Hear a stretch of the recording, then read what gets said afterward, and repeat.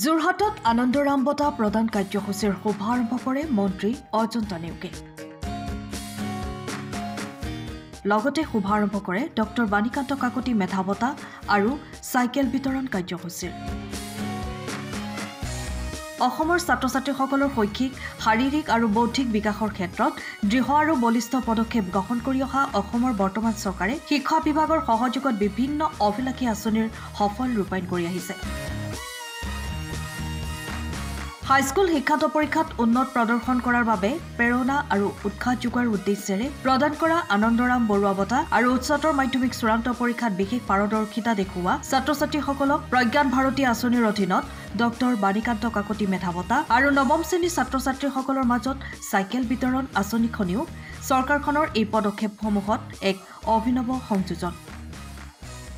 অসমৰ সকলো জিলাৰ লগতে সমান্তৰালভাৱে যোৰহাট জিলাতো আজি ৰাজ্যৰ বিত্ত, মহিলা আৰু শিশু বিকাশ মন্ত্ৰী অজন্তা নেওগে এই তিনিওখন আঁচনিৰ শুভ উদ্বোধন কৰি বিতৰণ কাৰ্যসূচীৰ প্ৰাৰম্ভ কৰে। ভালেই হৈছে, যিহেতু আমি ইমান কষ্ট কৰিছিলোঁ পঢ়াত আৰু আমাক চৰকাৰে ইমানখিনি যে দিছে আৰু উৎসাহ পাইছোঁ বহুত, আৰু আমাতকৈও ভাল ৰিজাল্ট কৰিছে, তাহাঁতিও উৎসাহ পাইছে, আৰু যিখিনি ল'ৰা ছোৱালী এতিয়া পঢ়ি আছে তাহাঁতি উৎসাহ পাব ভালকৈ পঢ়িবলৈ।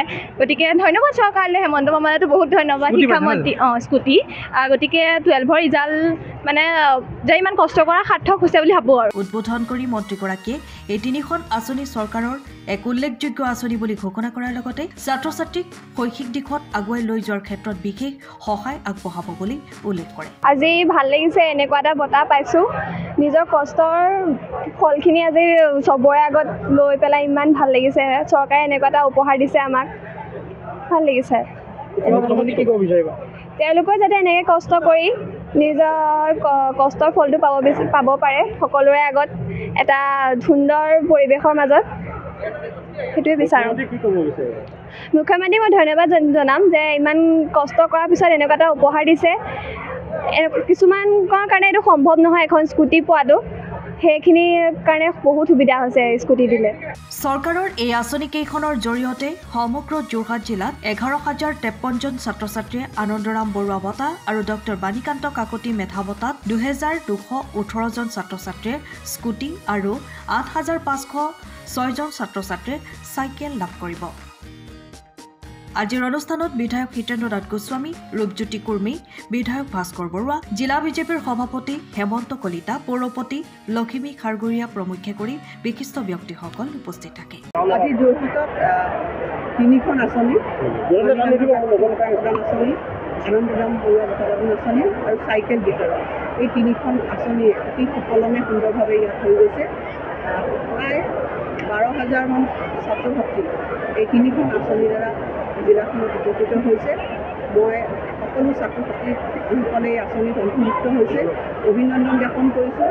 আৰু এই আঁচনিবিলাকৰ এটাই লক্ষ্য যে শৈক্ষিক জগতখন আমি আগবাঢ়ি যাব লাগে।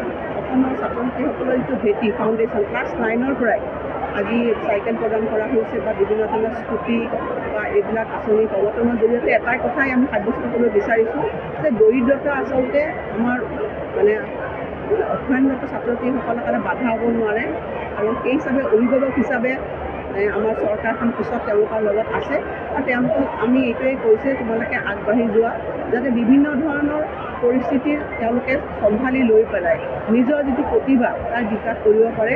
আৰু আমি দেখিছোঁ যে ৰাজ্যখনত যথেষ্টখিনি প্ৰতিভাৱান ছাত্ৰ ছাত্ৰী আছে, তেওঁলোকক যদি চৰকাৰে তেওঁলোকক যদি অভিভাৱকত্ব লয়, তেতিয়াহ'লে মেণ্টৰশ্বিপটো লৈ তেওঁলোকে ভাল ফলাফল কৰিব পাৰে। আজি আমি দেখিছোঁ আমাৰ অসমৰ ছাত্ৰ ছাত্ৰীসকলে বিভিন্ন পৰীক্ষাবিলাকত শিক্ষাৰ্থীৰে তেওঁলোক অৱতীৰ্ণ হৈছে। সেইটোৱে কথা লক্ষ্য কৰিছোঁ, ছাত্ৰ ছাত্ৰীসকলক আমি আগবঢ়াই লৈ যাওঁ, আৰু এই তিনিখন আঁচনি যোৱা সময়ছোৱাত যথেষ্ট ভাল আঁচনিৰ পৰিগণিত আছে। ব্যুৰ' ৰিপৰ্ট, টাইম অফ সঁচা। সময়ৰ খবৰ সময়ত পাবলৈ ফ'ল' কৰক টাইম অফ সঁচা।